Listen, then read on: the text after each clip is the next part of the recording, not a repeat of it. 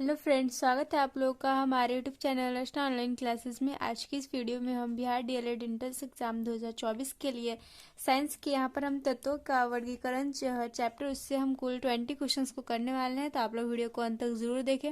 Video पसंद आए तो वीडियो को लाइक कर दोस्तों के साथ शेयर करें। तो स्टार्ट करते हैं हम लोग अपना वीडियो। यहाँ पर फर्स्ट क्वेश्चन है हमारा, आधुनिक आवर्त सारणी में समूहों की संख्या है। यानी कि आधुनिक आवर्त सारणी जो कि हमारे मोस्ले ने दिया था, इसमें समूहों की संख्या हमारा पूछ रहा है। तो समूहों की संख्या जो है वो 18 है। तो यहाँ पर हमारा ऑप्शन नंबर जो है डी वो राइट हो जाएगा। और वर्ग की संख्या जो है वो 7 है, सॉरी आवर्त की संख्या। अगला क्वेश्चन है हमारा, सल्फर परमाणु की 12वीं कक्षा में इलेक्ट्रॉनों की संख्या कितनी होती है।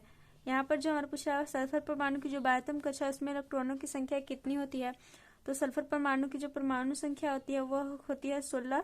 तो इसका हमारा इलेक्ट्रॉनिक विन्यास लिखने पर 2 8 6 होता है।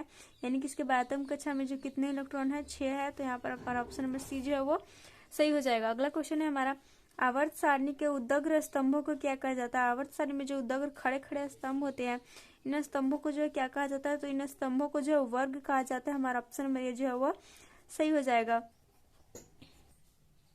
अगला क्वेश्चन है हमारा, आवर्त सारणी के प्रथम वर्ग के सदस्य है। यानी कि आवर्त सारणी के जो प्रथम वर्ग के सदस्य होते हैं उन्हें क्या कहा जाता है। अम्लीय धातु, क्षारीय धातु, अक्रिय गैस या मिश्र धातु। तो यहाँ पर राइट आंसर जो हमारा क्षारीय धातु हो जाएगा। आवर्त सारणी के प्रथम वर्ग के तत्वों को हम लोग जो क्षारीय धातु कहते हैं। अगला क्वेश्चन है हमारा, आवर्त सारणी में शून्य समूह का तत्व है। शून्य समूह का तत्व जो है वह हमारे नोबल गैस, सक्रिय गैसों को कहा जाता है, जिसमें कि helium, neon, argon, krypton, xenon, radon ये सब जो है आते हैं। तो हमारा ऑप्शन नंबर यहाँ पर जो है बी वो सही हो जाएगा। अगला क्वेश्चन है हमारा, मीथेन में कितने सहसंयोजक बंधन होते हैं। हमारा जो मीथेन होता है CH4, इसमें कितने सहसंयोजक बंधन होते हैं।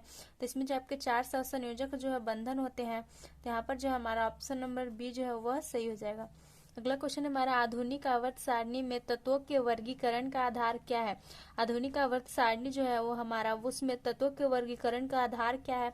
तो तत्वों के वर्गीकरण का आधार जो है परमाणु संख्या को लिया गया है। तो यहाँ पर हमारा ऑप्शन नंबर डी जो है वह सही हो जाएगा। अगला क्वेश्चन है हमारा, अमोनिया के अणु में नाइट्रोजन और हाइड्रोजन के परमाणुओं की संख्या का अनुपात क्या होता है। जो अमोनिया होता है उसका सूत्र हमारा NH3 होता है। तो इसमें हम देख सकते हैं कि जो नाइट्रोजन है इसका अनुपात 1 है, हाइड्रोजन का अनुपात जो है वो 3 है। तो यहाँ पर हमारा ऑप्शन नंबर सी जो है ये सही हो जाएगा। अगला क्वेश्चन है हमारा, लोहे की परमाणु संख्या है। यहाँ पर जो हमसे लोहे की परमाणु संख्या को पूछा जा रहा है, तो लोहा का परमाणु संख्या जो होता है उसका संकेत Fe होता है, परमाणु संख्या 26 होता है। यहाँ पर हमारा ऑप्शन नंबर बी जो है ये सही हो जाएगा। अगला क्वेश्चन है हमारा, आधुनिक आवर्त सारणी में वर्गों की संख्या, ऊर्ध्व स्तंभ या समूह की संख्या जो होती है कितनी होती है। वर्ग की संख्या हमारा पूछ रहा है, इसे समूह भी कहते हैं। इसकी संख्या कितनी होती है, इसकी संख्या जो आपके 18 होती है। तो यहाँ पर हमारा ऑप्शन नंबर बी सही हो जाएगा। अगला क्वेश्चन है हमारा, ओजोन के एक अणु में ऑक्सीजन के परमाणुओं की संख्या कितनी होती है। तो ओजोन का हमारा सूत्र जो होता है वो होता है O3 होता है। तो यहाँ पर हम देख सकते हैं कि ओजोन के एक अणु में ऑक्सीजन के जो है 3 परमाणु हैं यहाँ पर जो है। तो यहाँ पर हमारा ऑप्शन नंबर सी जो है वो यहाँ पर सही हो जाएगा। अब हम लोग चलते हैं अगले क्वेश्चन की ओर। अगला क्वेश्चन है हमारा, आवर्त सारणी में कितने आवर्त यानी कि 36 पंक्तियां जो है 36 पंक्तियां की यहाँ पे बात हो रही है हमारा कि आवर्त सारणी में कितने आवर्त होते हैं, इसको 36 पंक्ति कहते हैं। तो यहाँ पर हमारे 7 जो है 36 आवर्त होते हैं, यहाँ पर 36 पंक्ति होते हैं। तो यहाँ पर हमारा ऑप्शन नंबर सी जो है वो सही हो जाएगा। कितने होते हैं आवर्त सारणी में 7 आवर्त होते हैं। अगला क्वेश्चन है हमारा, हीलियम कैसा तत्व है। हीलियम जो है वह कैसा तत्व है, अक्रिय, क्रियाशील, सक्रिय या उदासीन। यहाँ पर राइट आंसर जो हमारा ऑप्शन नंबर ये हो जाएगा अक्रिय। हीलियम कैसा तत्व है, एक अक्रिय तत्व है, एक जो यह नोबल गैस है, निष्क्रिय गैस भी इसे हम लोग कहते हैं। अगला क्वेश्चन है हमारा, आवर्त सारणी में कितने आवर्त है। तो आवर्त सारणी में 7 आवर्त है। तो यहाँ पर हमारा ऑप्शन नंबर ये जो है वो सही हो जाएगा। अगला क्वेश्चन है हमारा, त्रिक का नियम निम्नलिखित में से किसके द्वारा प्रतिपादित किया गया। ऑप्शन हमारा न्यूलैंड्स के द्वारा, मेंडलीफ के द्वारा, डोबराइनर द्वारा, मोजले द्वारा। यहाँ पर हमारा जो त्रिक का नियम है यह डोबराइनर के द्वारा दिया गया। यहाँ पर हमारा ऑप्शन नंबर बी जो है वह सही हो जाएगा। हम लोग चलते हैं अगले क्वेश्चन की ओर। अगला क्वेश्चन है हमारा, अष्टक का नियम निम्नलिखित में से किसके द्वारा प्रस्तुत किया गया। हमारा जो अष्टक का नियम है वह किसके द्वारा दिया गया। ऑप्शन है हमारा लोथर मेयर द्वारा, मेंडलीफ द्वारा, डोबराइनर द्वारा या न्यूलैंड्स के द्वारा। यहाँ पर हमारा राइट आंसर हो जाएगा न्यूलैंड्स के द्वारा। ऑप्शन नंबर डी जो है वो सही हो जाएगा। अष्टक का नियम है जो न्यूलैंड्स ने दिया है।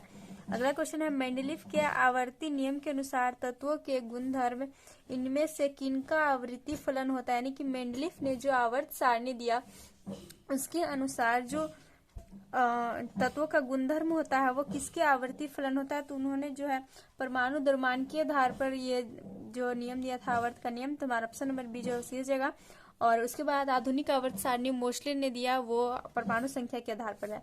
अगला क्वेश्चन है हमारा मेंडलीफ ने तत्वों को किसके बढ़ते क्रम में वर्गीकृत किया। तो मेंडलीफ ने तत्वों को जो है परमाणु द्रव्यमान के बढ़ते क्रम में जो है क्या किया, वर्गीकृत किया। अगला क्वेश्चन हमारा आवर्त सारणी के किसी समूह विशेष में तत्वों के विद्युत धनात्मक अभिलक्षण ऊपर से नीचे की ओर आने पर क्या होता है। तो जो तत्वों के विद्युत धनात्मक अभिलक्षण है ऊपर से नीचे की ओर आने पर बढ़ता है। क्या जो हमारा ऑप्शन नंबर ए जो है वो सही हो जाएगा। नेक्स्ट और लास्ट क्वेश्चन हमारा आवर्त सारणी के किसी आवर्त में बाएं से दाएं जाने पर तत्वों के ऑक्साइड की अम्लीय प्रकृति क्या होती है। तो आवर्त सारणी के किसी आवर्त में जब हम बाएं से दाएं जाते हैं तो तत्वों के ऑक्साइड की जो अम्लीय प्रकृति है वो होती है, वो बढ़ती जाती है। तो हमारा ऑप्शन नंबर बी जो है वो सही हो जाएगा। इस तरह यहाँ पर हमने साइंस के जो आपके पीरियोडिक टेबल से कुल यहाँ पर हमने 20 क्वेश्चंस को कर लिया। तो आप लोग को वीडियो पसंद है, वीडियो को लाइक कर दोस्तों के साथ शेयर करें और भी न्यू वीडियोस के लिए हमारे चैनल को सब्सक्राइब करें। अपनी अच्छी तैयारी के लिए हमारे चैनल के साथ बने रहें और अपने एड्रेस में जाकर आप अपने जो है वीडियो सेक्शन में जाकर वीडियो को देख सकते हैं पिछले वीडियो को। Thanks for watching.